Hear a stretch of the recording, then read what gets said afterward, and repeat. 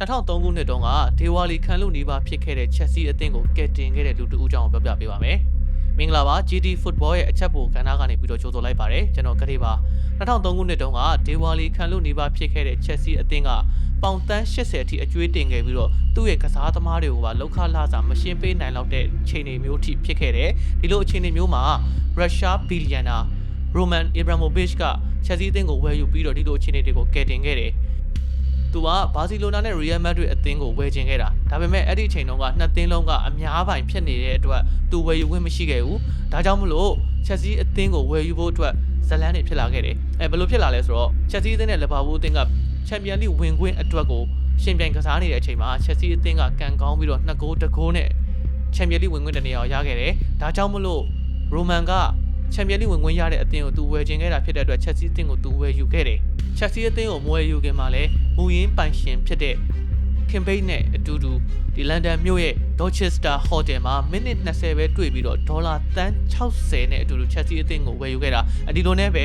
အင်္ဂလန်မှာပထမဦးဆုံးနိုင်ငံခြားသားပိုင်တဲ့ club အသင်းတစ်သင်းဖြစ်လာခဲ့တယ်ရိုမန်ကချက်စီအသင်းကိုဝယ်ယူပြီးပထမရာသီမှာတော့အများကြီးအောင်မြင်မှုမရှိခဲ့ဘူးရိုမန်ကသူ့ကစားသမားတွေကိုပြောခဲ့တယ်မင်းတို့ပြောင်းလဲမလားဒါမှမဟုတ်မင်းတို့ကပြောင်းလဲရမလားဆိုတဲ့ဒီစကားမျိုးတွေဝန်နေပေးမှုတွေကိုပြောခဲ့တယ်အဲ့လိုပြောပြီးမကြဘူးဝက်ဆန်အသင်းရဲ့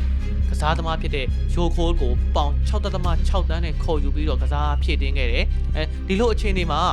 ချက်စီအသင်းကဒီ FFP စီးမြင့်နေလည်းမရှိသေးတာဖြစ်တဲ့အတွက်သူ့ရဲ့2003-2004ရာသီမှာပတ်စံသုံးထားတာကပေါင်တန်း120တန်းလောက်ထိသုံးပြီးတော့သူ့ရဲ့အတင်းကိုတိဆောက်ခဲ့တာဒီလိုနဲ့ပဲပေါ်တိုကိုဖိုင်နယ်မှာတွေ့ပြီးတော့3ဂိုးဂိုးမရှိဆိုတဲ့ရလဒ်နဲ့ရှုံးခဲ့တယ်ပေါ်တိုကို3ဂိုးဂိုးမရှိနဲ့ရှုံးပြီးတဲ့နောက်ပိုင်းမှာချက်စီအသင်းကသူတို့ရဲ့နီးပြကိုထုတ်ပြီးတော့ပေါ်တိုအသင်းရဲ့နီးပြဖြစ်တဲ့ဟိုဆွေမိုရီညိုကိုနီးပြအဖြစ်ခန့်အပ်ဖို့အတွက်ရိုမန်ကသူ့ရဲ့ဒီရွက်လီပေါ်မှာမီတင်တွေ့တယ်မီတင်တွေ့ပြီးတော့သူတို့နှစ်ယောက်ညှိကြရင်းနဲ့မှမော်ရီညိုကချက်စီအသင်းအတွက်နီးပြဖြစ်လာခဲ့တယ်ပေါ့နော်အဲ့ဒီတစ်ချိန်တည်းမှာပဲဒီဘက်ကပီတာချက်တို့ဒီဒီယာဒရောဘာတို့ပြီးတော့အာဂျာရောဘင်တို့ကစားသမားတွေနဲ့မှာချက်စီအသင်းကပုံမတောင်းတင်းတဲ့လူအင်အားကိုဖြည့်တင်းထားပြီးတော့အခုအချိန်ထိအောင်မြင်တဲ့ဒီ